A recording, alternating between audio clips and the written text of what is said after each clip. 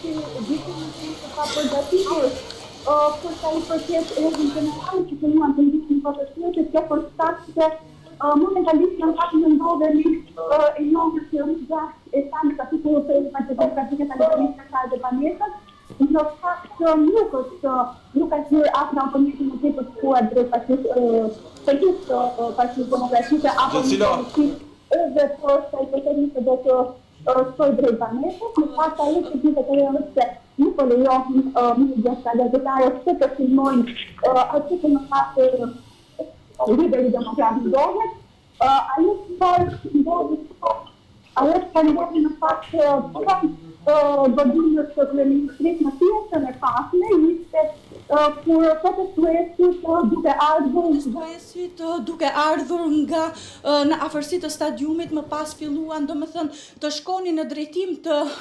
kryeministrisë ose në drejtim të parlamentit. Aty u hodh gazi lotësielës, po njëkohësisht edhe uji ku turma u shpërnda për shkak se fillimisht qytetarët dhe protestuesit tentuan të çajnë dhe më pas spostuan gardin policor, të cilët ishin vendosur postoblok në pjesën e kryeministrisë, duke bllokuar në fakt të dy kahet, si për të shkuar në drejtim të parlamentit apo të godinës së Partisë Demokratike, po njëkohësisht edhe rruga ndërlidhse që të çonte drejt bulevardit Dëshmorët e Kombit apo godinës së kryeministrisë. Tani aktualisht Gjensila, zoti Berisha është aty apo është larguar? Në fakt, zoti Berisha është ende aty, nëse do të shohim edhe mendimin e operatorit, në fakt duket nga turma, por që në fakt janë bodyguardët e tij dhe siguria e tij, të cilët nuk kanë lejuar paktën deri në këtë pikë ku operatorët nuk janë lejuar që të filmohet. Nuk di se çfarë do të ndodhë me zotin Berisha, pra nëse do të hipin në automjetin e tij, duke qenë se është i parkuar pranë banesës së tij, nuk dihet nëse destinacioni i radhës i do të jetë në selinë e Partisë Demokratike apo do të ketë një spostim të tij, mund të themi, apo një ngjitje të tij për në banesë. Kjo është ajo se çfarë po diskutohet me deputetët demokrat, por që nga ana tjetër pritet për të parë se apo cila do të jetë hapa e radhës ndaj përfaqësues të Partisë Demokratike, po ashtu dhe zotit Berisha. Kjo për shkak se një pjesë e mirë e turmës, mund të themi, apo e protestuesve u spostuan, një pjesë kaluan në drejtim të rrugës të Elbasanit ndërmjet rrugëve ndërlidhse tek pjesa e godinës së kryeministrisë, por më pas pjesa tjetër u spostuan drejt rrugës e njohur si rruga e Salës. Kjo për shkak sepse u hasën të papërgatitur, mund të themi, apo nuk kishin ndjenin se të dyja kahet e rrugës, po ashtu për të dalë drejt bulevardit Dëshmorët e Kombit pranë godinës së kryeministrisë, por njëkohësisht edhe rruga tjetër për të dalë në drejtim të parlamentit, duke qenë se parlamenti do të ishte paktën nga aq sa na u tha, parlamenti do të ishte destinacioni i radhës i tubuesve, pra i protestuesve, por një pjesë e mirë e tyre nisën të shpërndashin, kjo për shkak të gazit të tepruar, mund të themi, duke qenë se deri në atë pikë kur policia e shtetit hodhi gazin lotësielës, nuk pati molotov nga ana të hedhura, pra nga ana e protestuesve, por u dash vetëm një konfrontim fizik, mund të themi, mes forcave të rendit, të cilët qëndronin në një formë gardhi pranë godinës së kryeministrisë dhe konfrontim fizik, duke qenë se protestuesit tentuan po ashtu të bashkuar edhe me deputetë të Partisë Demokratike dhe përfaqësues të kësaj force politike, pra të opozitës, të cilët tentuan dhe më pas shpërndan, mund të themi, prishën gardin e vendosur nga ana e policisë, pra gardin me punonjës policie, forcave të rendit, dhe tentuan të kalonin për të shkuar në drejtim të parlamentit. Dhe pikërisht në këto moment u hodh gazi lotësielës dhe uji i cili shpërndau protestuesit në kahet të paditura, mund të themi, duke mos i lejuar ata të kalonin drejt rrugës kryesore. Dhe pikërisht në këtë moment pati një ndërhyrje, mund të themi, apo një kundërpërgjigje ndaj forcave të rendit, ku qytetarët dhe protestuesit hodhën molotovët në drejtim të uniformave blu dhe pjesa tjetër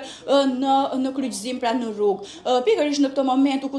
kundërpërgjigj si si një kundërpërgjigje radhës mund të themi nga forcat e rendit, duke hedhur më pas gazin lotësielës sërish mund të themi ndaj qytetarëve, një pjesë të cilëve në fakt fillimisht morën dhe lëndime të lehta, kryesisht me pjesën e frymarrjes. Ndërsa momentalisht që ne flasim vijon të jenë zoti Berisha në fakt vijon të qëndroj sërish ende poshtë pallatit ambienteve të banesës. Kemi Osman Stafën Gjensila, i cili ka detaje të reja me sa duket është dëmtuar. Zoti Berisha, unë të falenderoj për raportimin tonë, lidhemi edhe njëherë me kolegun Osman Stafa. Osman, çfarë ka ndodhur me zotin Berisha? Atëre, Klevi, ishte momenti kur protestuesit po kërkonin, pra ishin te kryqëzimi i rrugës së televizionit publik shqiptar, po kërkonin të merrnin rrugën e cila të çon drejt piramidës dhe më pas për të shkuar drejt kuvendit të Republikës së Shqipërisë, por që policia e shtetit kishte bërë një kordon te ky kryqëzim duke mos lejuar protestuesit për të vijuar rrugtimin e tyre. Në këtë moment kanë qenë deputetë e protestues, mes tyre edhe zoti Berisha, i cili ka kërkuar të çajnë kordonin e për të vijuar rrugtimin e tyre pra drejt kuvendit të Republikës së Shqipërisë, por kanë qenë punojësit e policisë të cilët i kanë hedhur spraj në fytyrë. Pra dhe sasia sipas dëshmitarëve dhe shoqëruesve të tij ka qenë goxha e madhe çka ka bërë që zoti Berisha të ndihet jo mirë dhe u deshën rreth 7-8 gati 10 minuta që ai të merrte veten me ndihmën që i dhan ata cilët e shoqëronin dhe më pas për të vijuar atë që ndodhi më pas, ndërkohë që ka disa protestues të cilët janë duke u shkëputur, ndërkohë që një pjesë e tyre pra nuk lejojnë që aty të filmohet aktualisht sepse thonë që gjendja e krejut Partisë Demokratike nuk është e mirë, pasi ka marrë një sasi të konsiderueshme të gazit ose sprajt lotësielës të hedhur nga policia e shtetit, ndërkohë që është kërkuar që një pjesë e personave të cilët janë edhe drejtues më kryesor të Partisë Demokratike të vijojnë pra në krye të protestës, ndoshta për të vijuar drejt kuvendit të Republikës së Shqipërisë, ndërkohë që pjesa tjetër është duke qëndruar ende, pra nuk ka ende asnjë dëm, duke qenë se një numër i madh njerëzish që kanë rrethuar, madje kanë ngritur edhe çadret për të mos lejuar atë çfarë po kalon kreu i Partisë Demokratike, që ajo çfarë dihet me siguri është se ka marrë spraj lotësielës në fytyrë në sasi të konsiderueshme. Kështu janë shprehur ata cilët e shoqëronin, edhe ata kanë marrë, por që gjendja e zotit Berisha ka qenë për disa minuta jo e mirë, të paktën në këtë rrugicë pra ku ndodhet edhe shtëpia e tij, ka pllakosur edhe heshte, të paktën nuk ndiheshin as ata cilët ishin afër tij, thjesht kërkonin shishe me ujë dhe kërkonin themi një lloj ndihme nga ata cilët janë persona të cilët mund të ofrojnë ndihmë në raste të tilla, por që nuk dim se çfarë është duke ngjarë aktualisht, duke qenë se edhe nuk mund të afrohemi, duke qenë se është kërkuar nga persona aty që të respektojmë këtë moment sipas tyre, pra nuk lejohet në afërsi që të filmojmë dhe të kuptojmë më shumë rreth gjendjes së zotit Berisha. Ajo çfarë dim nga ato çfarë kemi komunikuar është se gjendja e tij nuk paraqitet e mirë, të paktën nga sasia e madhe e sprajtit lotësielës që ai ka marrë në sy, në fytyrë. Kjo është ajo të paktën çfarë ka ndodhur, ndërkohë që vijon ende e njëjta situatë, numri i personave aty qëndron, ndërkohë që zoti Berisha është në mes, nuk kemi parë atë,